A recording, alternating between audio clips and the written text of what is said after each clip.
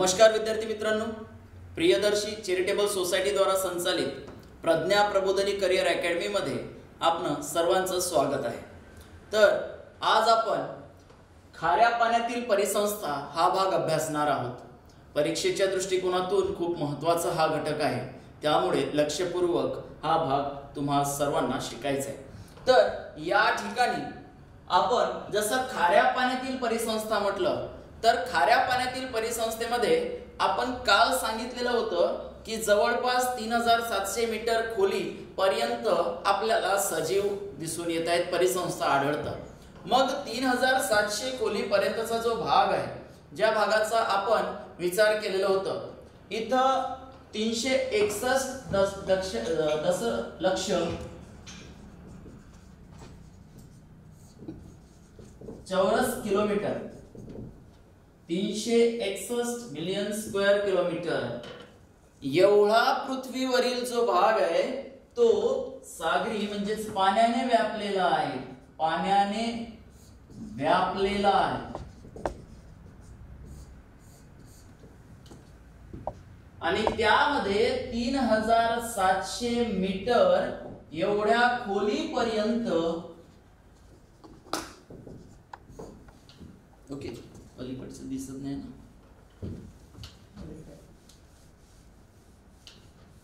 361 दशलक्ष चौरस किलोमीटर एवढं पाण्याने व्यापलेला भाग आहे।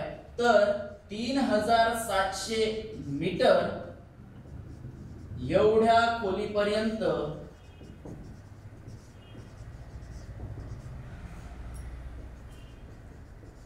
सजीव आढळतात, म्हणजे सजीवांच्या परिसंस्था आपल्याला आढळून येतात। मग आता जवळपास जसं काल म्हटलं होतं की जो समुद्र आहे किंवा पाणी आहे पृथ्वीवरील, तो एकूण पृथ्वीच्या 71% आहे, 71% आहे। आणि 29% भाग हा भूभागाने व्यापलेलं क्षेत्र आपण गृहीत धरतोय।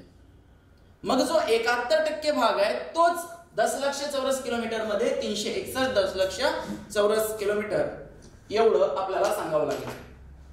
आता त्यानंतर जसं आता खाऱ्या पाण्यातील परिसंस्था म्हटलं, या खाऱ्या पाण्यातील परिसंस्थेचा अभ्यास केलं तर त्यामध्ये आपल्याला संपूर्ण समुद्र किंवा पाणी ज्या ठिकाणी आहे खारं पाणी, त्या क्षेत्राचा विभाजन करावं लागणार आहे अभ्यासनाच्या दृष्टिकोनातून।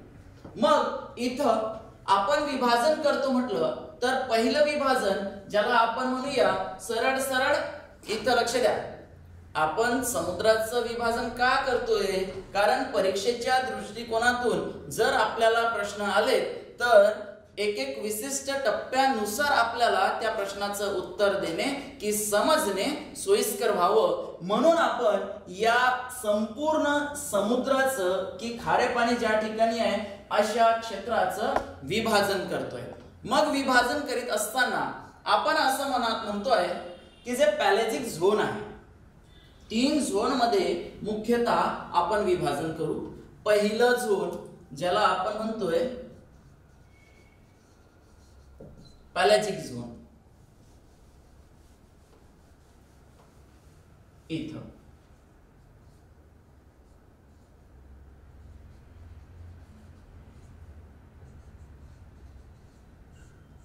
आता पॅलेजिक झोन आहे। त्यानंतर दुसरं बेंथिक झोन,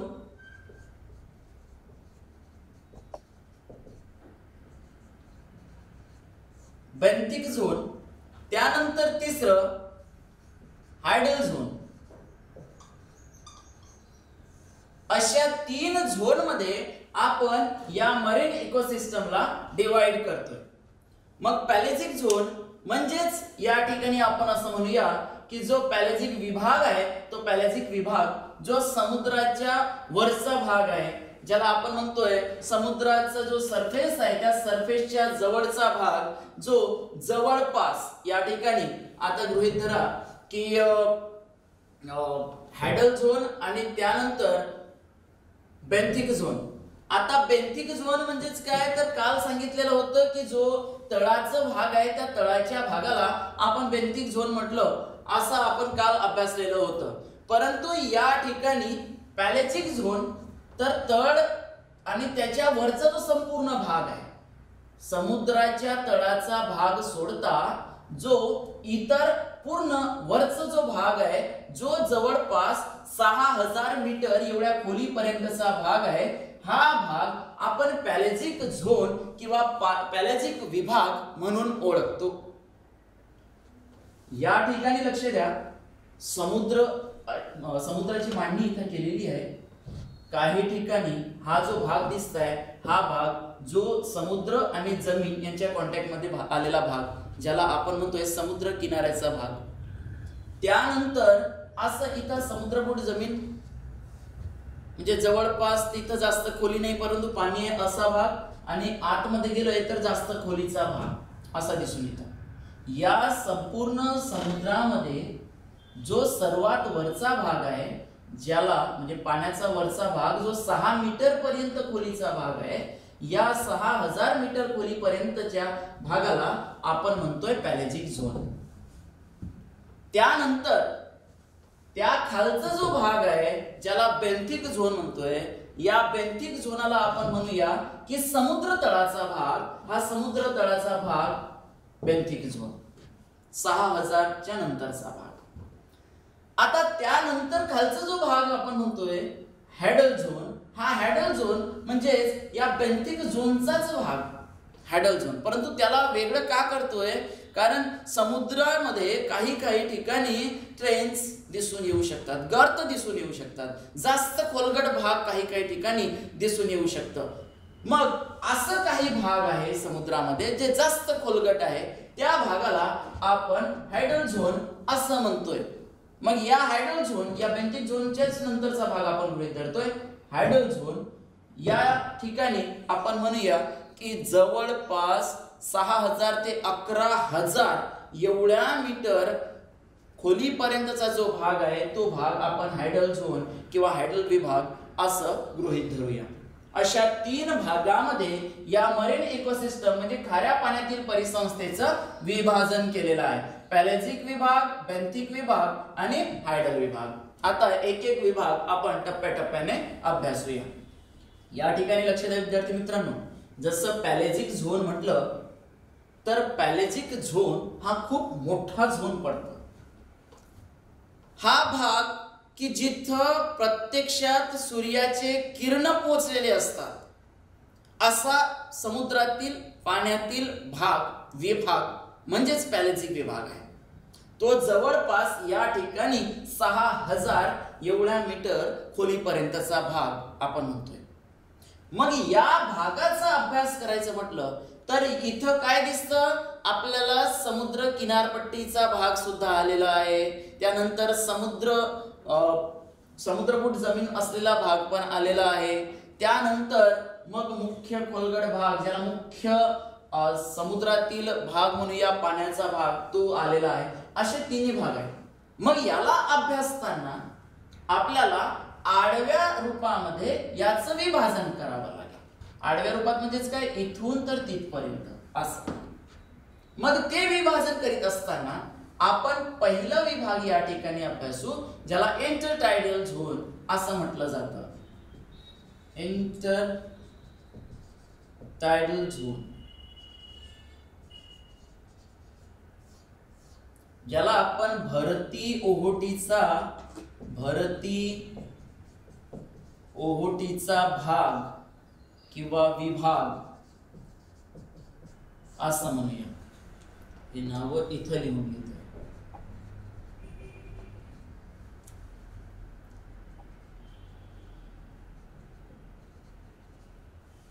ओके,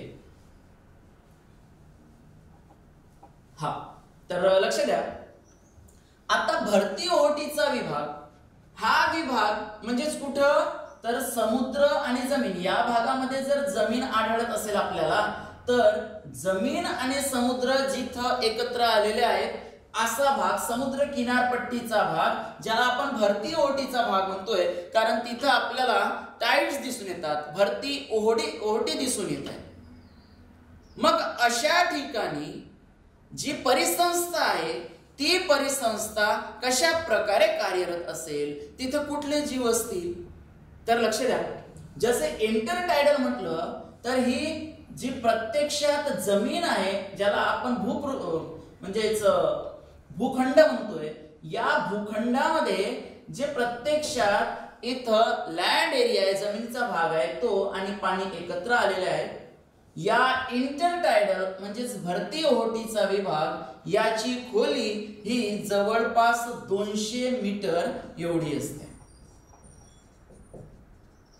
मग 200 मीटर खोलीपर्यंतचा भाग आहे. या भागामध्ये सनलाइट आपल्याला जास्त प्रमाणात दिसून येईल. आता सनलाइटच्या आत येणारा भाग म्हणजे सनलाइटच्या क्षेत्रामध्ये येणारा भाग म्हणून आपण या भरती ओहोटीच्या विभागाला गणू शकतोय. हा निश्चितच या ठिकाणी टिंडाल इफेक्ट दिसून येतो, परंतु तिथं प्रकाश तर पोहोचलेला आहे. हा 200 मीटर खोलीपर्यंतचा भाग आहे. मग या 200 मीटर खोलीपर्यंतच्या भागामध्ये आपल्याला काही वनस्पती सुद्धा आढळतात. मग त्या वनस्पती, जसं आपण दलदली प्रदेशातील वेटलँड्स मधील वनस्पती म्हणा, की सरळ सरळ आपल्याला समुद्री किनारपट्टीवर आढळून येणारे वनस्पती म्हणा, जसं नारळ, कोकोनट ट्री. आता कोकोनट ट्री म्हटलं तर ते कोकोनट ट्री या ठिकाणी दिसून येतील. ओके. मग असे वनस्पती जे पाण्यामध्ये वाढू शकतात, असे वनस्पती जे पाण्याच्या सानिध्यात, खाऱ्या पाण्यामध्ये विशेष करून वाढू शकतात, राहू शकतात, अशा वनस्पती या ठिकाणी आढळतील. जसं सुंदरी वन. ओके. जसं आपलं सुंदरबन क्षेत्र आपण बघतोय, तर त्या सुंदरबन क्षेत्रामध्ये जे खारफुटी वन दिसून येत आहेत, ते खारफुटी वन या ठिकाणी आपल्याला आढळून येतील. मग इथं आपण सरळ सरळ कुठल्या वनस्पती म्हणूया, तर इथं आपण नारळाच्या बागा, नारळ, पोफळी किंवा सुंदरी वने इत्यादी आपल्याला या भरती ओहोटीच्या विभागामध्ये वनस्पती दिसून येतील. त्यानंतर प्राण्यांचा जर विचार केला तर बघा, हा जो भाग आहे, हा भाग सूर्यप्रकाशाने चांगलं व्यवस्थित आणि माती व पाणी या दोघांच्या एकत्रीकरणामध्ये एक प्रकारचा जो संक्रमणात्मक प्रदेश असतो, त्या संक्रमणात्मक प्रदेशासारखा भाग इथं आपल्याला आढळतो. इथं ज्या वनस्पती आहेत, या वनस्पतींना मुळं असतात. निश्चितच प्रत्येकच वनस्पतीला मुळं असतात, परंतु इथले मुळं हे जास्त खोलगट गेलेले नाहीत, हे वरवर असलेले आहेत. म्हणजे जसं आपण नारळाच्या झाडाचा विचार केला तर या नारळाच्या झाडाचे जे मुळं आहेत, ते मुळं जास्त खोलात गेलेले नसतात, तर हे वरवर असतील, आपल्याला दिसून येतील. मग अशा वरवर म्हणजे जास्त खोलात न रुतलेले मुळं असलेल्या ज्या काही वनस्पती आहेत, त्या वनस्पती आपल्याला या इंटरटायडल विभागामध्ये म्हणजेच भरती ओहोटीच्या विभागामध्ये आढळून येतील. मग या वनस्पतींच्या सानिध्यात वाढणारे असंख्य जसे खेकडे, त्यानंतर मगरी, असे जे काही प्राणी आहेत, बेडकं झालेत, हे जे आता बघा, बेडकं जनरली आपल्याला गोड्या पाण्यामध्ये आढळतात. खाऱ्या पाण्यामध्ये त्यांचं प्रमाण नाही सारखं होतं, परंतु काही काही प्रजाती असे आहेत जे दोन्ही ठिकाणी आढळून येतात. मग ते वेटलँड्स मधील आपण गृहीत धरतोय. मग वेटलँड्स अंतर्गत येणारे आणि हा जो इंटरटायडल झोन आहे, हा वेटलँड्स मध्ये पण आपण गणतोय. म्हणून या ठिकाणी काही स्वरूपातील बेडकं सुद्धा आपल्याला आढळून येऊ शकतात. मग प्राण्यांमध्ये काय म्हटलं तर प्राण्यांमध्ये मुख्यतः जे खेकडे आहेत किंवा दुसरं आपण म्हणतोय मगरी आहेत, हे विशेषत्वाने आपल्याला या ठिकाणी दिसून येऊ शकतात. तर अशा प्रकारे भरती ओहोटीचा विभाग आपण या ठिकाणी अभ्यासतोय. मग सरळ सरळ असं म्हणायचं तर 200 मीटर खोलीपर्यंतचा भाग, ज्यामध्ये अनेक पाण्यामध्ये वाढणाऱ्या वनस्पती आपल्याला आढळून येतील आणि भूपृष्ठ म्हणजेच आपण म्हणूया की जमीन आणि पाणी या दोन्ही ठिकाणी राहू शकणारे ॲम्फिबियन्स, असे सजीव, उभयचर वर्गातील सजीव हे या ठिकाणी आपल्याला बघाव्यास मिळू शकतात. त्यानंतरचा भाग ज्याला आपण म्हणतोय नेरेटिक झोन, दुसरं ज्याला आपण म्हणतोय नेरेटिक झोन,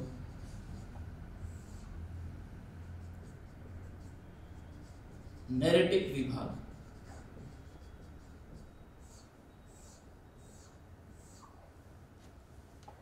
इथं आपल्याला भूखंड मंच आढळून येईल.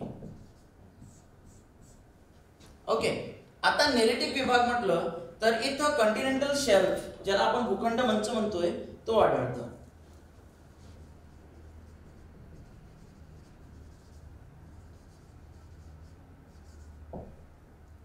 Continental shelf. मग आता भूखंड मंच म्हणजे नेमकं काय? इथं बघा, हा जो भाग दिसतोय आपल्याला, हा भाग, हा इथून पूर्णपणे समुद्राची सुरुवात झालेली आहे. हा आपण भरती ओहोटीचा भाग म्हटलं, इंटरटायडल झोन. त्यानंतरचा जो भाग आहे हा नेरेटिक आहे. इथं समुद्राची खोली ही 200 मीटर पर्यंतच आहे, परंतु इंटरटायडल मध्ये सुरुवात 0 मीटर पासून तर 200 मीटर खोलीपर्यंत असं इंटरटायडल झोन होतं. म्हणजे डायरेक्ट जमिनीच्या म्हणजे हा जो आपण किनारपट्टीचा भाग म्हणतोय, त्या किनारपट्टीवर आपल्याला काय आढळतं की डायरेक्ट जमिनीला लागून असलेलं पाणी, समुद्राचं पाणी डायरेक्ट जमिनीला लागलेलं आहे. त्यामध्ये 0 मीटर पासून तर 200 मीटर पर्यंतचा जो खोलीचा भाग आहे तो आपण इंटरटायडल म्हणतो. परंतु नेरेटिक मध्ये डायरेक्ट 200 मीटर खोली, इथं 0 पासून असं म्हणावं लागणार नाही, कारण ऑलरेडी आपण भरती ओहोटीच्या आत जसं गेलोय आणि 200 मीटर पर्यंतच्या खोलीचा जो भाग असतो तो झालं इथून इथपर्यंत नेरेटिक झोन.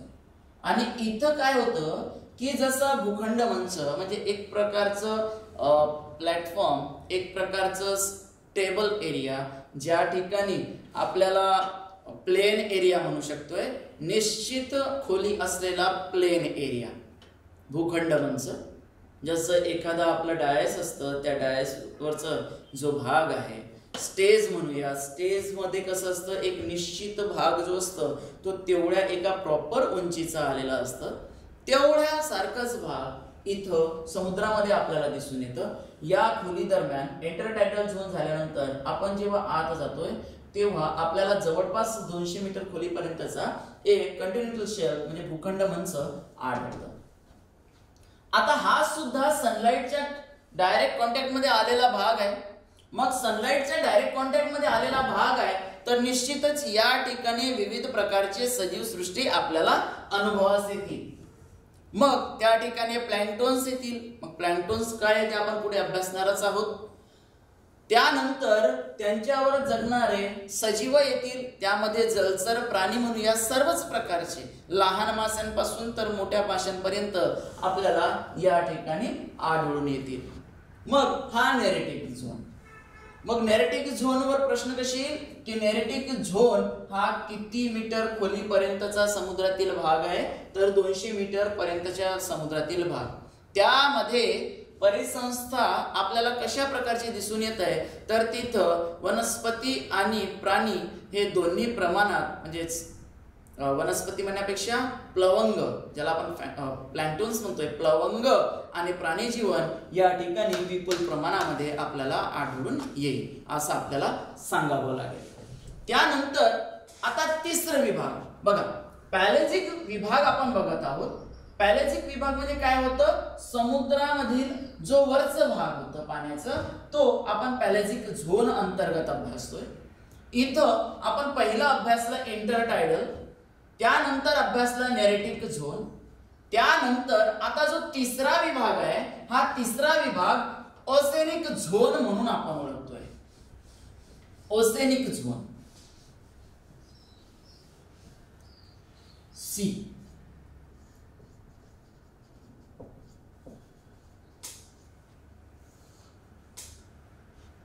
सामुद्रिक विभाग,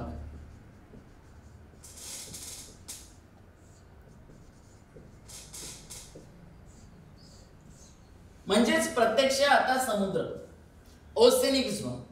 आता हा जो ओसेनिक झोन आहे याचा जो विस्तार आहे हा खूप मोठा पडतो, खोली पण जास्त आहे. मग याचा अभ्यास करायचा म्हटलं तर या ओसेनिक झोनचं आपल्याला उभ्या मांडणीनुसार विभाजन करावं लागेल. मग हा जो ओसेनिक झोन आहे याचं आपण उभ्या मांडणीनुसार जर अभ्यास करतो म्हटलं तर यामध्ये जो पहिला वरचा भाग आहे ज्याला आपण ओसेनिक झोन याचे उभ्या मांडणीमध्ये विभाजन करावं लागेल. ठीक आहे. आता उभ्या मांडणीमध्ये विभाजन केलं तर युफोटिक झोन हा पहिला झोन,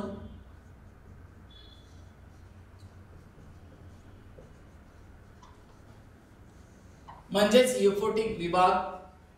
आता युफोटिक विभाग जो आहे याची खोली आपण ओसेनिक झोन बघत आहोत. या ओसेनिक झोन म्हणजेच आता इथून हा खालचा भाग हा आपण प्रत्यक्षात इथं अभ्यासणार आहोत. या भागाचा अभ्यास करताना सुद्धा आपल्याला याचेही विभाजन करावं लागतात लहान गटांमध्ये अभ्यासाला सोयीस्कर व्हावं म्हणून. मग युफोटिक झोन हा पहिला भाग आहे. इथून आडव्या मांडणीनुसार हा जो वरचा 200 मीटर एवढ्या खोलीचा भाग आहे युफोटिक झोन, 200 मीटर खोलीचा हा युफोटिक झोन आहे. मग जसं म्हटलं की जो सुरुवातीचा जो 200 मीटर पर्यंत आहे बघा, 70 मीटर पर्यंत सूर्यप्रकाश हा सहजरित्या पोहोचतो, सरळ रूपात पोहोचतो जर पाणी स्वच्छ असेल तर. आणि तिथून 200 मीटर पर्यंत आपण म्हटलं तसा तर प्रकाशीय विभाग म्हणून 700 मीटर पर्यंतचा विभाग आपण गणतोय अभ्यासताना. 700 मीटर पर्यंत प्रकाशीय विभाग म्हणजे तिथं डायरेक्ट किंवा इनडायरेक्ट सनलाइट पोहोचलेला आहे. आणि त्या खालचा विभाग अप्रकाशीय विभाग आपण म्हणतोय. मग आता या 700 मीटर पर्यंतचा प्रकाशित भाग आहे आणि जिथं 200 मीटरचा भाग आपण म्हणतोय हा 200 मीटरचा सुरुवातीचा भाग, 200 मीटर खोलीचा समुद्रातील जो भाग आहे हा युफोटिक झोन असं आपण या ठिकाणी म्हणतोय. मग इथं आपल्याला जी सजीव सृष्टी आढळून येत आहे त्या सजीव सृष्टीमध्ये लहान मासे असतात, लहान मासे. या ठिकाणी आपल्याला शार्क सुद्धा दिसून येतील. मग जर असा प्रश्न आलं की युफोटिक झोन मध्ये शार्क आढळतं, बरोबर की चूक ओळखायचं आहे. निश्चितच बरोबर आहे. 200 मीटर खोलीपर्यंत जो प्रकाशीय भाग आहे समुद्रातील त्या भागामध्ये आपल्याला शार्क आढळतं. कारण शार्क काय खाऊन जगतं तर शार्क हा लहान मासे खाऊन जगतं. म्हणून लहान माशांची संख्या ज्या ठिकाणी सर्वाधिक असेल, जास्त असेल त्या ठिकाणी आपल्याला शार्क सुद्धा आढळून येतील. तर हा लहान मासेचा जो भाग आहे युफोटिक झोन तो 200 मीटर खोलीपर्यंतचा भाग आहे. त्यानंतर याचं दुसरं विभाग पडतं. लक्ष द्या, इथं या ओसेनिक झोनला 4 भागामध्ये विभागण्यात आलेला आहे. त्या 4 भागामधून जो पहिला भाग आहे या पहिल्या भागाला आपण युफोटिक झोन म्हटलेला आहे. युफोटिक झोन हा पहिला भाग जो 200 मीटर खोलीपर्यंतचा भाग आहे हा डायरेक्ट प्रकाशीय भागामध्ये येतं. डायरेक्ट सनलाइट त्यापर्यंत पोहोचू शकतं. 70 मीटरच्या खाली इनडायरेक्ट स्वरूपात त्याचं म्हणजेच आपल्याला दिसून येईल. तर हा युफोटिक जिथं लहान मासे आणि शार्क असतात. आता जो दुसरा भाग आहे ज्याला मेसोपेलॅजिक झोन म्हटलं जातं, दुसरा भाग मेसोपेलॅजिक झोन. आता मेसोपेलॅजिक झोन म्हणजेच काय तर याला मराठीमध्ये शब्द नाहीये. आता याचा जर डिक्शनरी मध्ये विचार केला तर वेगवेगळे नाव वेगवेगळ्या सोर्सनुसार आपल्याला मराठीमध्ये अनुवादित स्वरूपात सापडू शकते. परंतु परीक्षेच्या दृष्टिकोनातून आपल्याला हा नाव जसं तसं लक्षात ठेवायचं आहे. मेसोपेलॅजिक हा झोनला विभाग म्हणू शकतो आपण. तर मेसोपेलॅजिक झोन हा 200 मीटर पासून तर 1000 मीटर पर्यंतच्या खोलीचा आहे. इथं 200 मीटर ते 1000 मीटर एवढ्या खोलीपर्यंतचा जो भाग आहे ज्याला आपण मेसोपेलॅजिक झोन म्हणतोय. आता 200 मीटर पर्यंत आपण जसं युफोटिक झोन म्हटलं त्याखाली आता दुसरा भाग कुठला आलेला आहे तर मेसोपेलॅजिक झोन आलेला आहे. हा युफोटिक,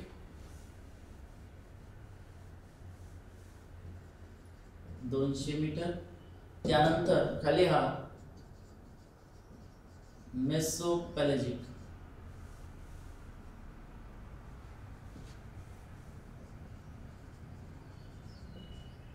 हा जवळपास 1000 मीटर पर्यंत एवढ्या खोलीपर्यंत मेसोपॅलेजिक. आता इथं या ठिकाणी आता आपण जसं म्हटलं की जवळपास 700 मीटर एवढ्या खोलीपर्यंत सूर्यकिरण म्हणजेच त्यापासून प्रकाश पोचतात. मग तो सरळ रूपात असो की कुठल्याही प्रकारे असो, परंतु थोडंफार प्रकाश तिथपर्यंत पोहोचलेला आहे. सुरुवातीचा 200 मीटरचा आहे, हा थोडं व्यवस्थित होतं कारण डायरेक्ट जे सन रेज आहेत ते पाण्यामध्ये 70 मीटर पर्यंत पोहोचतात आणि तिथून त्यापासूनचा प्रकाश हलक्या स्वरूपात दिसून येतं आणि प्रकाश कमी कमी कमी कमी होत जाऊन 700 मीटर पर्यंत प्रकाश आपल्याला थोडं कमी का होईना परंतु दिसून येतं, आढळतं. मग या ठिकाणी 200 पासून 1000 मीटर म्हटलं म्हणजे मेसोपॅलेजिक झोन मध्ये 700 मीटर पर्यंत आपल्याला प्रकाश आढळून येऊ शकतं आणि 700 पासून 300 म्हणजेच 1000 पर्यंत जो अतिरिक्त 300 मीटरचा जो भाग आहे तो अंधारमयी प्रदेश असेल. मग इथं प्रकाशमय आणि अंधारमय हे दोन्ही प्रदेश ज्याला आपण मेसोपॅलेजिक म्हणतोय. वरचा भाग ज्या ठिकाणी प्रकाश आढळून येईल आणि खालचा जो 300 मीटर एवढ्या खोलीचा भाग आहे 700 पासून तर 1000 पर्यंत 300 मीटर खोलीपर्यंतचा जो भाग आहे हा अंधारमयी प्रदेश असेल. मग इथं कुठल्या प्रकारचे सजीव आढळतात तर इथं आपल्याला कॅटल फिश,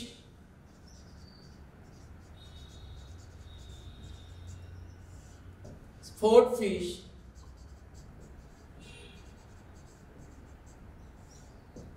त्यानंतर ईल, समुद्री गाय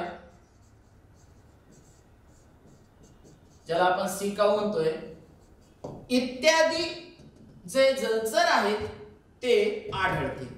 यावर प्रश्न येतात विद्यार्थी मित्रांनो, हे आपल्याला माहित असायला पाहिजे की कुठल्या विभागामध्ये कुठल्या प्रकारचे सजीव आढळतात.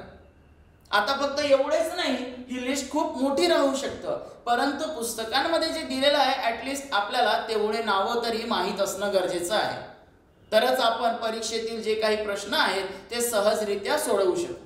जसं या ठिकाणी आपण म्हटलं युफोटिक झोन जे 200 मीटर खोलीपर्यंत आहे, यामध्ये लहान मासे आणि शार्क आपल्याला दिसून येतात.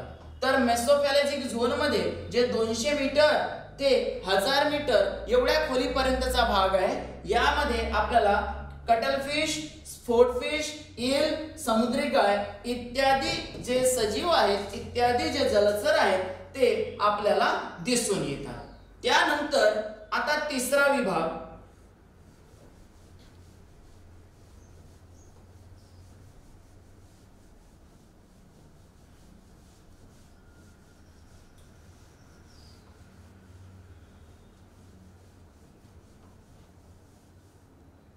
या तिसऱ्या विभागाला आपण म्हणतोय बॅथिपेलॅजिक.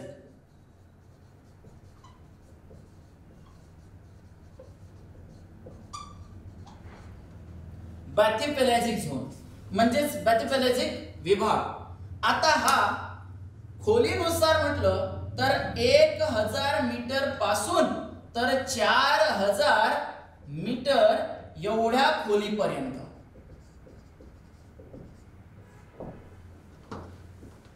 इथं म्हणूया आपण बॅथिपेलॅजिक, जो आता 4000 मीटर एवढ्या खोलीपर्यंत असेल.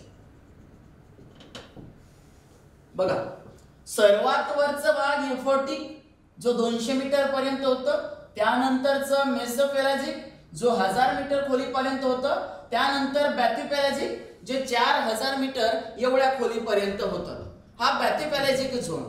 आता या ठिकाणी थोड्या वेळापूर्वी जसं सांगितलं की जास्तीत जास्त 700 मीटर एवढ्या खोलीपर्यंत आपल्याला प्रकाशमय अवस्था दिसून येतंय, म्हणजेच प्रकाश हा असलेलं दिसतंय, प्रकाश दिसतंय. परंतु 700 मीटरच्या आत असलेला जो भाग आहे, या 700 मीटर खोलीच्या आत असलेल्या भागामध्ये पूर्णपणे आपल्याला अंधार दिसून येईल. आता इथं प्रकाश दिसून येणार नाही. मग अशा अंधारमय प्रदेशामध्ये कुठल्या प्रकारचे सजीव आढळतात, हा महत्त्वाचा प्रश्न या ठिकाणी आपल्या समोर उपस्थित होत आहे. तर इथं जसं बॅसिपेलॅथिक म्हटलं तर इथं जेलीफिश,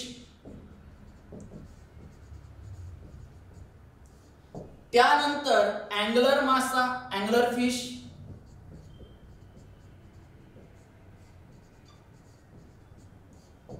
त्यानंतर जसं हॅचेट,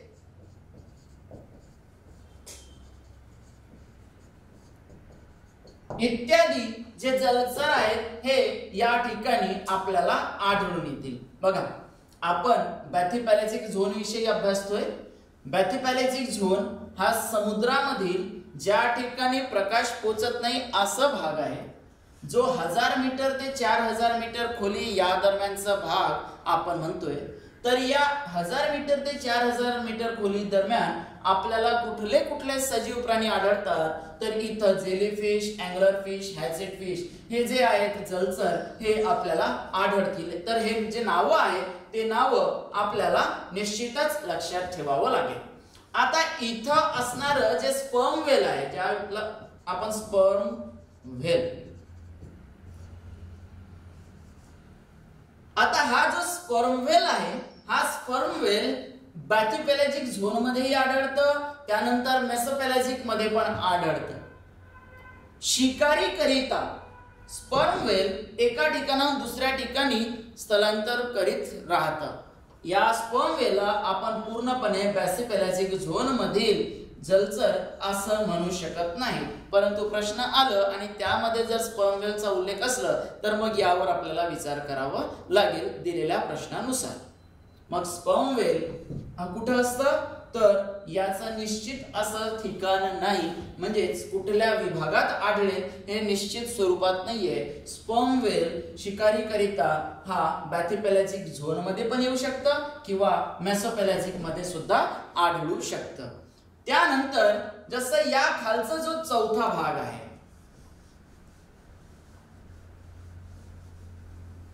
आपण ओसेनिक झोन बघत आहोत.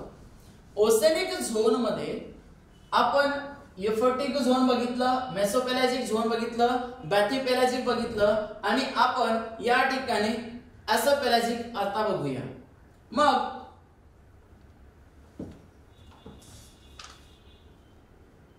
आता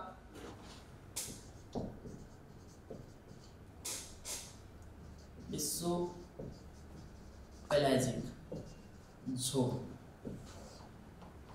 चौथा, हा ऍबिसोपेलॅजिक झोन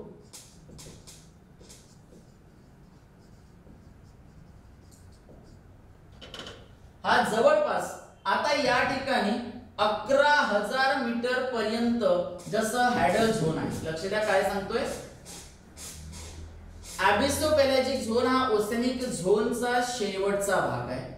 हायडल झोन जे 11,000 मीटर एवढ्या खोलीपर्यंत आहे आणि बेंथिक झोन हा त्यावर असलेला लागून असलेला भाग. मग त्या दरम्यान पर्यंत ऍबिसोपेलॅजिक हा भाग आपल्याला आढळून येऊ शकतं. मग काही ठिकाणी ऍबिसोपेलॅजिकची जी खोली आहे ती खोली 8,000 मीटर 9,000 मीटर एवढी सुद्धा राहू शकतं. परंतु आपल्याला परीक्षेच्या दृष्टिकोनातून एक निश्चित खोलीची गरज पडते उत्तर देताना. ती निश्चित खोली आपण या ठिकाणी 6,000च गृहीत धरतोय. लक्ष द्या काय सांगतोय. ऍबिसोपेलॅजिक जो विभाग आहे हा विभाग हा ओसेनिक झोन मधला शेवटचा विभाग आहे. ओके, आता या शेवटच्या विभागामध्ये म्हणजेच ऍबिसोपेलॅजिक झोन हा काही ठिकाणी 8,000 एवढ्या मीटर खोलीपर्यंत सुद्धा आढळू शकतं. काही ठिकाणी 7,000 मीटर खोली सुद्धा आढळू शकतं. परंतु आपण या ठिकाणी याची खोली ही सरासरी किती म्हणूया 6,000 मीटर पर्यंत एवढंच आपल्याला सांगावं लागेल. आता या ऍबिसोपेलॅजिक मध्ये जसं इथं 4,000 ते 6,000 पर्यंतच्या खोली दरम्यान जलचर हे नाही सारखेच, एवढ्या खोली दरम्यान आपल्याला जलचर आढळून येणार नाही. मग इथं कोणत्या प्रकारचे सजीव असतात की अजिबातच सजीव नसतात, असा प्रश्न आपल्या पुढे पडतो. तर विद्यार्थी मित्रांनो, या ठिकाणी जे विघटक आहेत ते विघटक सूक्ष्मजीव हे म्हणजे डिकम्पोजर्स आणि जे मायक्रोब्स आहेत ते मायक्रोब्स या ठिकाणी आढळतील. मग हा क्षेत्र विघटकांचं असं म्हणू शकतो, डिकम्पोजर्सचा म्हणू शकतो. सर्वप्रथम या ठिकाणी म्हटलं इथं सर्वाधिक जास्त प्रमाणात 200 मीटर पर्यंत जो युफोटिक झोन होतं तिथं सर्वाधिक जास्त प्रमाणात आपल्याला सजीव आढळतात. त्यानंतर जसं जसं खाली जातोय तसं तसं सजीवांचं प्रमाण कमी कमी होऊ जातं. आकाराने मोठे असणारे सजीव आपल्याला तसे जास्त खोलीमध्ये आढळून येतात, 20वा घेताना असू द्या. परंतु जो ॲबिसोफेलाजिक आहे आता तिथं सजीव आढळत नाही, तेवढ्या खोलीपर्यंत सजीव म्हणजे इतर जे मोठे सजीव आहेत ते आढळत नाहीत. सूक्ष्म स्वरूपाचे सजीव आढळतील, ज्यांना आपण मायक्रोब सूक्ष्मजीव म्हणजेच विघटक असं म्हणू शकतो. कारण इथून मृत पावणारे जे शरीर आहे ते मृत पावणारे शरीर हे खालच्या भागामध्ये रुततात. खाली जात असताना त्यावर अभिक्रिया, त्यावर जे विघटनाची क्रिया घडवून आणण्याकरिता तिथं सूक्ष्मजीव आणि विघटक आपल्याला आढळून येतात. त्यानंतर जसं आपण आता ओसेनिक झोन बघितलं, आता ओसेनिक झोन नंतर दुसरं बघा,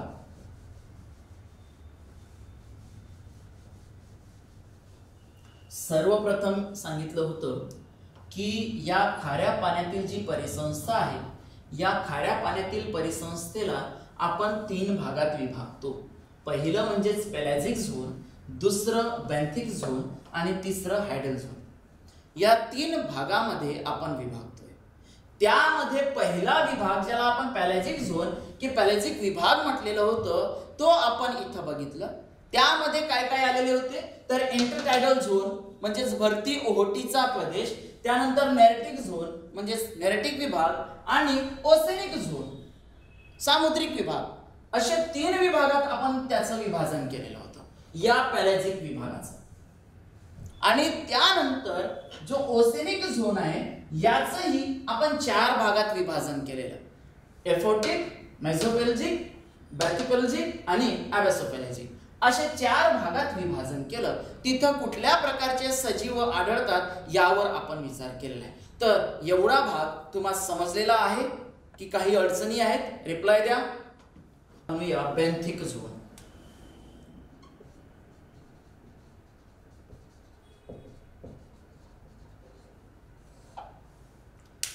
आता बॅन्थिक झोन जसं सुरुवातीला सांगितलं की हा समुद्र तळाचा भाग आहे. मग समुद्र तळाचा भाग जसं इथं लिहिलंय तर एवढ्याच भागाला आपण बॅन्थिक झोन म्हणतोय असं नाही. यामध्ये जिथं समुद्र तळ आहे मग तो किनारपट्टीचा भाग असो की जास्त खोलीचा भाग असो, जिथं हा जो समुद्र तळ दिसून येत आहे या समुद्र तळाच्या लगतचा जो भाग आहे त्या लगतच्या भागाला आपण बॅन्थिक झोन किंवा बॅन्थिक विभाग असं म्हणतोय. हा बॅन्थिक झोन. मग आता बॅन्थिक झोन हा नेमकं किती मीटर खोलीवर आढळतं असा प्रश्न पडण्याचं या ठिकाणी असं प्रश्न पडू शकतच नाही. कारण 0 मीटर पासून तर जिथपर्यंत खोली आहे तिथपर्यंत आपल्याला बॅन्थिक झोन येतो. मग आता हा जो बॅन्थिक झोन आहे या बॅन्थिक झोन मध्ये सूर्यप्रकाश पोचतं की नाही पोचत हा एक निश्चित प्रश्न तुमच्या समोर पडू शकत असेल.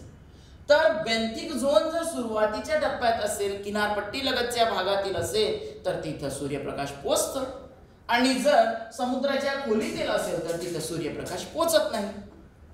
एक तर याची आपण मीटर मध्ये किती खोली आहे ते दर्शवू शकत नाही आणि सूर्यप्रकाश पोचतं की नाही पोचत हे सुद्धा निश्चित करू शकत नाही. कारण काही ठिकाणी सूर्यप्रकाश पोचतं तर काही ठिकाणी पोचत नाही. कारण हा समुद्र तळ कुठं आहे त्यावर डिपेंड असेल. समुद्राचा खालचा भाग, जमिनीचा भाग ज्यावर समुद्र आहे असा भाग बॅन्थिक झोन. आता बॅन्थिक झोन मध्ये कुठले सजीव प्राणी आढळतात? मग इथं जनरली सूक्ष्मजीव विघटक आढळतात. जसं अबॅसोफॅलेजिक मध्ये म्हटलं की इथं सूक्ष्मजीव आणि विघटक घटक आढळतात, विघटक सजीव आढळतात, त्याच पद्धतीने या ठिकाणी सुद्धा बँकिंग झोन मध्ये आपल्याला सूक्ष्मजीव आणि विघटक आपल्याला आढळतील. त्यानंतर हॅडल झोन. आता हा जो हॅडल झोन आहे, हा हॅडल झोन तिसरं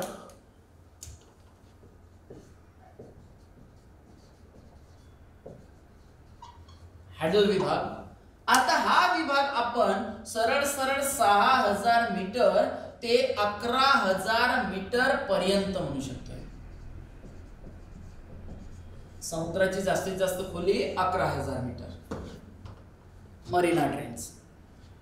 मग आता हॅडल झोन म्हणजे नेमकं काय, तर समुद्रामध्ये काही ठिकाणी असे खोलगट भाग आहेत. त्या खोलगट भागामध्ये ही खोली कुठं खूपच जास्त असतं, कुठं कमी आपल्याला आढळून येऊ शकतं.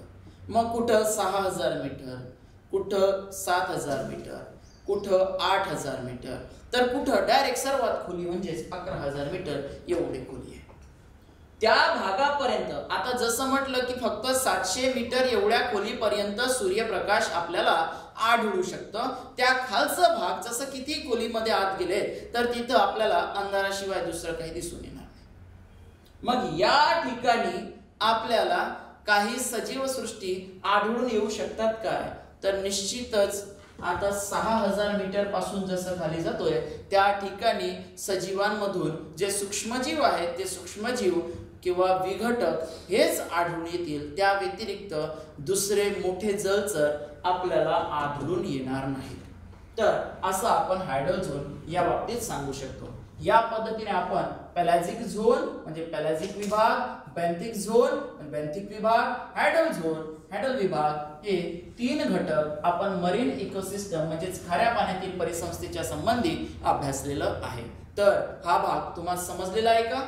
रिप्लाय द्या.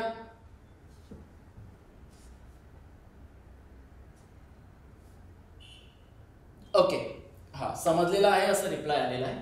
त्यानंतर आता पुढचा भाग बघूया. आता बघूया प्लॅन्क्टन्स.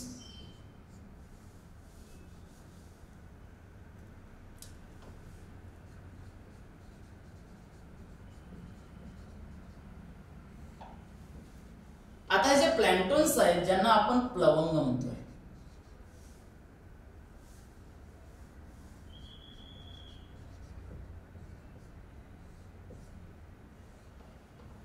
नेमकं प्लवंग म्हणजे काय? जेव्हा आपण समुद्राचा विचार करतो म्हटलं तर त्या समुद्रामध्ये जे उत्पादक आहेत, आता उत्पादक म्हणजेच काय? प्रोड्युसर्स. प्रोड्युसर्स म्हणजेच काय?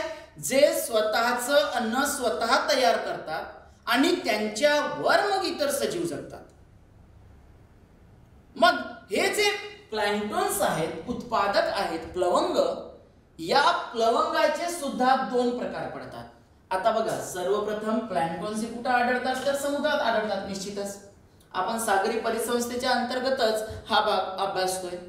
मग हे जे प्लॅन्क्टन्स आहेत हे प्लॅन्क्टन्स 2 भागामध्ये विभाजित आहेत.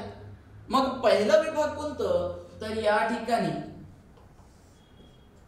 ज्याला आपण फायटोप्लॅन्क्टन्स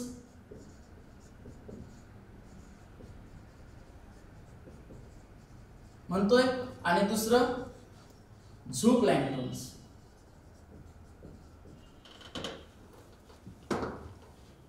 वनस्पती प्लवंग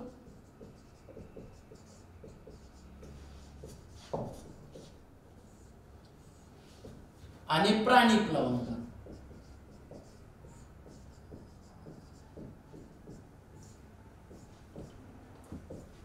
ओके, तर लक्ष द्या, जिथं सूर्यप्रकाश पोचतं त्या भागामध्ये आपल्याला वनस्पती सदृश्य काही असं जीव की सजीव आढळतं की ज्या सजीवावर इतर प्राथमिक भक्षक जगतात. प्राथमिक भक्षक म्हणजेच काय? प्रत्यक्षात जे सजीव स्वतःचं अन्न स्वतः तयार करतं म्हणजे जे उत्पादक आहे त्या उत्पादकावर डायरेक्ट स्वरूपात जगणारे जे प्राणी आहेत, जे आता सागरी परिसंस्थेमध्ये आहे, म्हणजेच इथं जे सागरी प्राणी आहेत, जे जलचर प्राणी आहेत, जे डायरेक्ट अशा उत्पादकावर जगतात, ते झालेत कंझ्युमर फर्स्ट. त्यानंतर त्यांच्यावर जगणारे कंझ्युमर सेकंड, त्यानंतर त्यांच्यावर जगणारे कंझ्युमर थर्ड, टर्शियरी कंझ्युमर. असं आपण विभाजन केलं. आपण अन्न साखळी बघितली तेव्हा हे सगळं डिस्कस केलं. मग या ठिकाणी जे प्लॅन्क्टॉन्स आहेत, जे प्लॅन्क्टॉनचे दोन प्रकार, फायटोप्लॅन्क्टॉन्स आणि झूप्लॅन्क्टॉन्स, म्हणजे जे प्लवंग आहेत ते प्लवंग हे उत्पादक आहेत. प्लवंग उत्पादक आहेत म्हणजेच प्रोड्युसर्स आहेत. प्लवंग स्वतःचे अन्न स्वतः तयार करू शकतात. मग प्लवंग जे स्वतःचे अन्न स्वतः तयार करतात त्याचे दोन प्रकार पडतात, एक वनस्पती प्लवंग आणि प्राणी प्लवंग. हे सूक्ष्म स्वरूपात आहे. आता पाण्याच्या वरच्या पातळीमध्ये जनरली हे आढळून येतात. मग काही प्लवंग हे निश्चितच पाण्याच्या आतमध्ये सुद्धा आढळून येतील, परंतु जास्तीत जास्त प्लवंग बघा, प्रमाण दिलेलं नाहीये, परंतु जास्त प्रमाणात प्लवंग हे पाण्याच्या जो वरचा भाग आहे, जो 200 मीटर पर्यंतचा भाग आहे, त्या भागामध्ये आपल्याला आढळून येतील. मग या प्लवंगाचा जर विचार केला तर प्लवंग हे स्वतःहून स्वतःची जागा बदलू शकत नाही. मग स्वतःहून स्वतःची जागा बदलू शकत नाही म्हणजेच काय, पाण्यामध्ये आहे म्हणजेच पाण्यामध्ये आपण कोणता शब्द प्रयोग करतोय, स्वतःची जागा बदलण्याकरिता पोहणे. मग हे जे प्लवंग आहेत ते प्लवंग पोहू शकत नाही. पाण्याच्या एका ठिकाणाहून दुसऱ्या ठिकाणी जाण्याच्या म्हणजे प्रवाहामुळे, पाण्याच्या प्रवाहामुळे ते एका ठिकाणाहून दुसऱ्या ठिकाणी जाऊ शकतात, हा भाग वेगळा. परंतु सागरी परिसंस्था बघतोय आणि त्या सागरी परिसंस्थेमध्ये अंतर्गत भागात असलेला जो पाणी आहे तो स्थिर स्वरूपातील असतं. अपवाद म्हटलं तर सुनामीच्या काळामध्ये पाणी एका ठिकाणाहून दुसऱ्या ठिकाणी जातं, हा भाग वेगळा. किंवा जे आपण टाइड्स म्हणतोय, टाइड्सच्या वेळी म्हणजे भरती ओहोटीच्या वेळी समुद्रातील पाणी आत भूभागामधील भागापर्यंत पोचतो, हा भाग वेगळा. परंतु इतर कालावधीमध्ये आपण समुद्राच्या आतमधील जो पाणी आहे तो पाणी हा स्थिर स्वरूपात असतं असंच म्हणावं लागेल. तर त्या ठिकाणी आपल्याला प्लवंग आढळते. आता पहिला मुद्दा एक क्लिअर झालं की प्लवंग ही पोहू शकत नाहीत, ते एकाच ठिकाणी स्थायिक स्वरूपात असतात, ते सूक्ष्म स्वरूपात असतात. त्याचे दोन प्रकार, वनस्पती प्लवंग आणि दुसरं प्राणी प्लवंग. आता वनस्पती जे प्लवंग आहेत ते वनस्पती प्लवंग स्वतः अन्न निर्मिती करतात. आता स्वतः अन्न निर्मिती करतात म्हणजेच काय, सूर्यप्रकाशाच्या माध्यमातून स्वतःच्या शरीराअंतर्गत अन्नाची निर्मिती करणे, हे वनस्पती प्लवंग. आणि या वनस्पती प्लवंगावर जगणारे झूप्लॅन्क्टॉन्स असतात, ज्यांना प्राणी प्लवंग म्हणतोय. लक्ष द्या, इथं फायटोप्लॅन्क्टॉन्स आणि झूप्लॅन्क्टॉन्स दोन गट आलेले आहेत प्लॅन्क्टॉन्सचे म्हणजेच प्लवंगाचे. इथं जो वनस्पती प्लवंग आहे हा प्रत्यक्षात उत्पादक आहे, उत्पादक. आणि यावर जगतं झूप्लॅन्क्टॉन्स हा प्राणी प्लवंग, म्हणजे हा प्राणी प्लवंग भक्षका अंतर्गत आपण म्हणूया. आता इतर सजीवांकरिता प्राणी प्लवंग हा प्राथमिक भक्षक असू शकतो. या प्लवंगांवर म्हणजेच या उत्पादकावर आणि या प्राणी प्लवंगावर इतर सजीव जगतात. म्हणून इतर सजीवांच्या बाबतीत, इतर जलचरांच्या बाबतीत संपूर्ण प्लवंग हे उत्पादक म्हणून गणले जातात. परंतु प्रत्यक्षात उत्पादक या प्लवंगांमधील वनस्पती प्लवंग हा असतो. तर प्लवंग काय आहे हे संकल्पना समजलेली आहे का? रिप्लाय द्या, रिप्लाय द्या. ओके, हा. त्यानंतर दुसरं भाग ज्याला आपण नेक्टॉन्स म्हणतोय.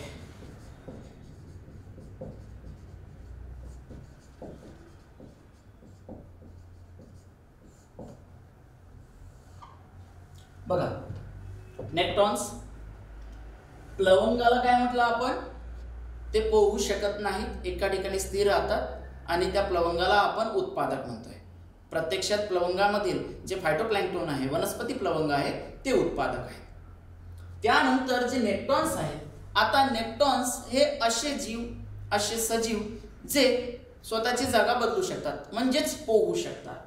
आता पोहू शकतात हे भक्षकामध्ये येतील, कारण अन्न म्हणून या उत्पादकाचा वापर करतात.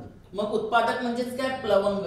मग प्लवंगामध्ये दोन्ही प्रकारे, जसं वनस्पती प्लवंग सुद्धा खाऊन नेक्टॉन्स जगतात किंवा प्राणी प्लवंग त्यांनाही खाऊन नेक्टॉन्स जगतात. म्हणून संपूर्ण प्लवंगांना खाणारे जे आहेत सजीव, त्यांना आपण नेक्टॉन्स म्हणतोय. मग जे नेक्टॉन्स आहेत ते पोहू शकणारे सजीव आहेत. मग यामध्ये आपल्याला उदाहरणं दिले जातील, जसं कोळंबी झालं, त्यानंतर इथं व्हेल म्हणूया की समुद्री गाय म्हणूया इत्यादी. आता कोळंबी, व्हेल, समुद्री गाय हे जे काही आहेत, हे आहेत नेक्टॉन्स. हे पोहू शकणारे घटक आहेत जे प्रत्यक्षात प्लवंगांना खाऊन जगतात. कोळंबी, व्हेल मासा, समुद्री गाय इत्यादी. आता जेलीफिश, जेलीफिशचं या ठिकाणी आपण उदाहरण गृहीत धरू.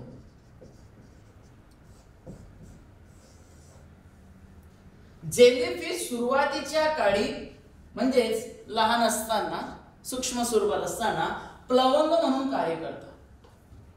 परंतु जशी मोठं होत आहे जेलीफिश, मोठं झाल्यानंतर हे स्वतः या प्लवंगांना खाऊन जगतं. म्हणून आता जेलीफिश हे लहान असताना प्लवंगामध्ये आपण अभ्यासतोय आणि मोठं झाल्यानंतर नेक्टॉन्स असं आपण या जेलीफिशला म्हणतोय.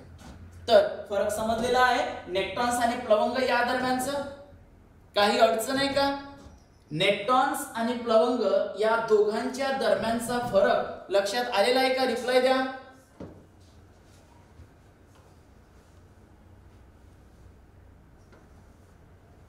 सांगा.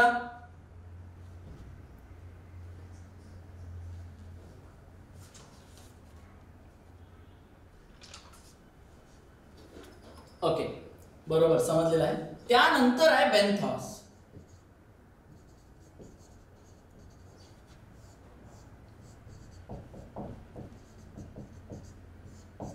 आता बेंथॉस, बेंथिक झोन आपण म्हटलेलं होतं, जो म्हणजे समुद्र तळाचा भाग आहे त्या ठिकाणी. आणि त्या ठिकाणी कोणते सजीव आढळतात? तर विघटक आढळतात, सूक्ष्मजीव आढळतात असं आपण म्हटलेलं होतं. तर समुद्र तळाच्या ठिकाणी जे सजीव आढळतात, मग ते विघटक म्हणून आपण गणतोय, त्या सर्व सजीवांना आपण बेंथॉस म्हणतोय. ते सगळे सजीव बेंथॉस हे कुठं आढळतील? समुद्र तळाशी आढळतील. आपण बघतोय प्लॅन्क्टन्स जे उत्पादक आहेत, त्यांच्यावर जगणारे नेक्टॉन्स जे पोहू शकणारे आहेत, आणि जे बेंथॉस आहेत हे बेंथॉस सुद्धा पोहू शकतात, परंतु ते समुद्र तळाशीच असतात, समुद्र तळामध्ये विघटनाचं कार्य करतात. हे आहेत बेंथॉस. तर एवढं समजलेलं आहे? रिप्लाय द्या. त्यानंतरचं एक कन्सेप्ट आपल्याला परत समजून घ्यावं लागणार आहे, ज्याला आपण न्यूस्ट्रॉन्स म्हणतोय.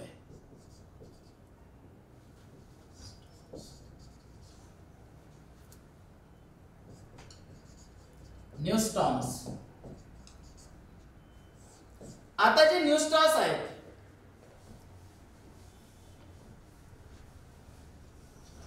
इथं लिहू.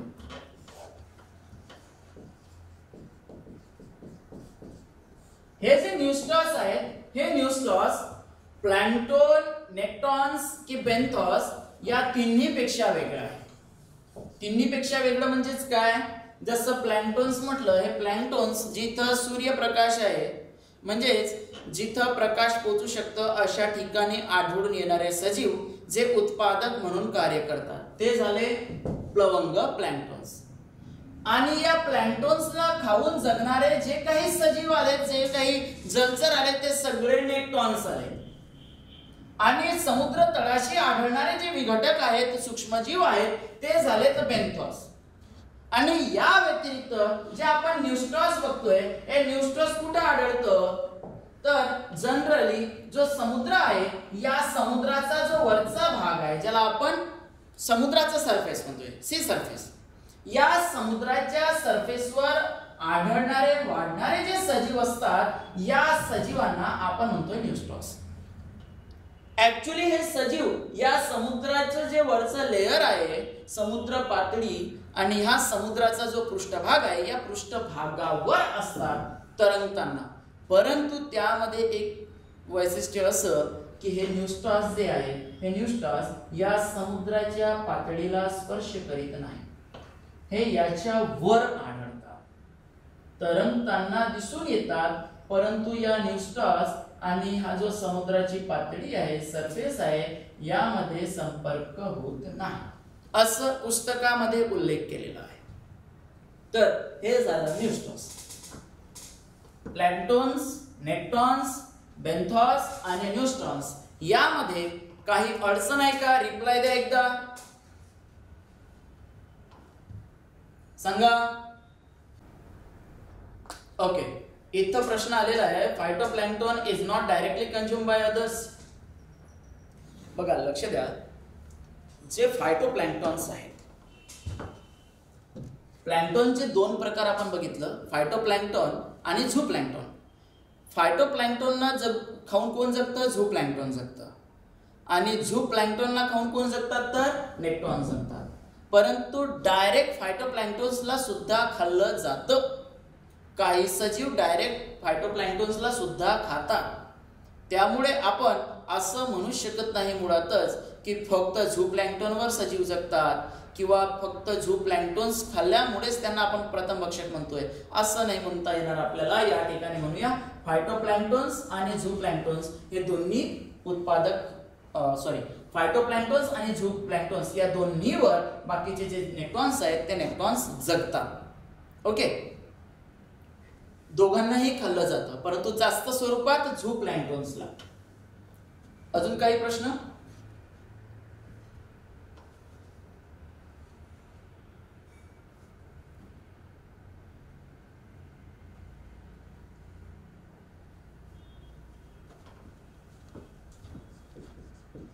न्यूस्ट्रॉन्स चे उदाहरण दिलेले नाहीये, लक्ष द्या. असे सूक्ष्मजीव जे पाण्याला टच न करता या समुद्राच्या पाण्याच्या सरफेसच्या वर आढळतात त्या सर्व सूक्ष्मजीवांना न्यूस्ट्रॉन्स म्हणतात. एवढंच दिलेलं आहे, तेच आपल्याला सांगता येईल. ओके, परत काही प्रश्न?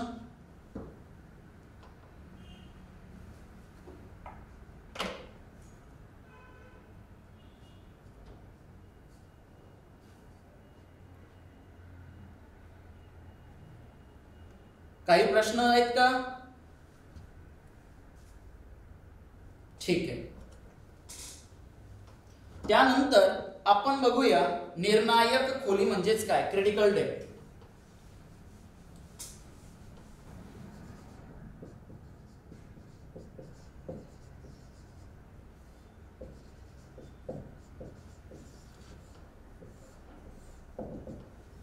आता जे निर्णायक खोली आहे या निर्णायक खोलीला जसं आपण क्रिटिकल डेप्थ म्हणतोय,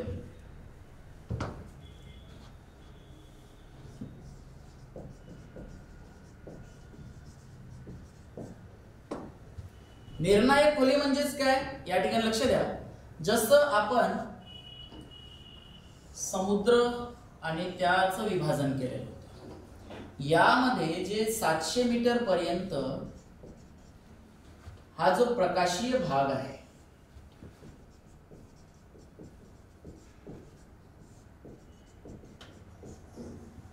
आणि 4000 मीटर च्या आत अंधारमय भाग आहे, काळोखातील भाग. प्रकाशीय भाग 700 मीटर म्हणजे 700 मीटर पर्यंत आपल्याला थोडं का होईना परंतु प्रकाश आढळून येतं. त्याच्या आतमध्ये प्रकाश मुळातच आढळून येत नाही.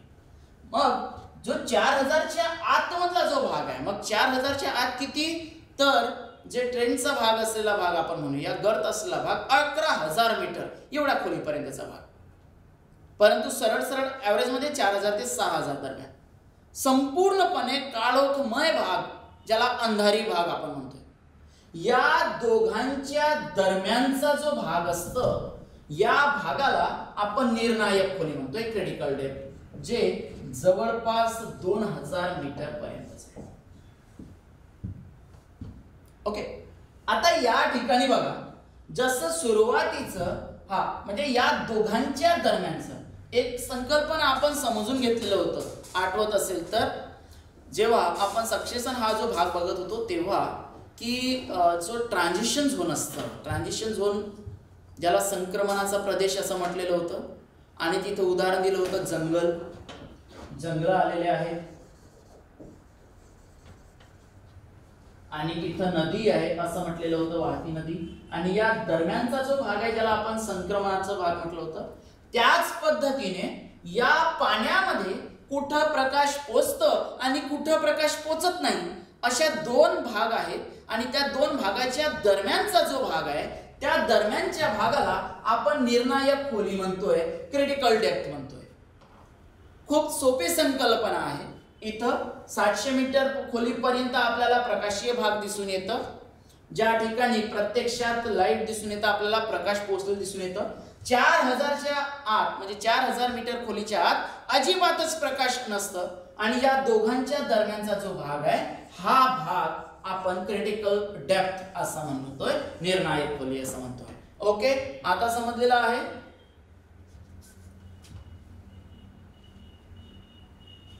समजलेलं आहे? रिप्लाय द्या. आता या निर्णायक खोलीवर प्रश्न कसा येऊ शकतो? निर्णायक खोलीवर ऋतुमानाचा परिणाम होतो काय सांगा. मग या निर्णायक खोलीवर ऋतुमानानुसार काही बदल होत असेल काय? रिप्लाय द्या बरं, बघू किती जणांना उत्तर येतं. जी या ठिकाणी आपण निर्णायक खोली म्हटलं, हे निर्णायक खोली 700 ते 4,000 मीटरच्या दरम्यान जो भाग आहे त्या भागाला म्हटलं. मग या निर्णायक खोलीवर ऋतुमानानुसार बदल होतो का? उत्तर आलेलं आहे, होय होतो, निश्चितच. निर्णायक खोलीवर ऋतुमानानुसार फरक पडतो, बदल होतो. उन्हाळ्यामध्ये ही जी निर्णायक खोली आहे ती वाढतं आणि हिवाळ्यामध्ये कमी होतो. ओके, तर अशा पद्धतीने आपण आज सागरी म्हणजेच पाण्यातील जी परिसंस्था आहे ती बघितलेली आहे. यानंतरचा पुढचा भाग आपण उद्याला कंटिन्यू करणार आहोत. तर तुमच्या रिप्लायनुसार आपल्याला कळतंय की आजचा भाग सर्वांना समजलेला आहे. आपण या ठिकाणी थांबतोय. धन्यवाद.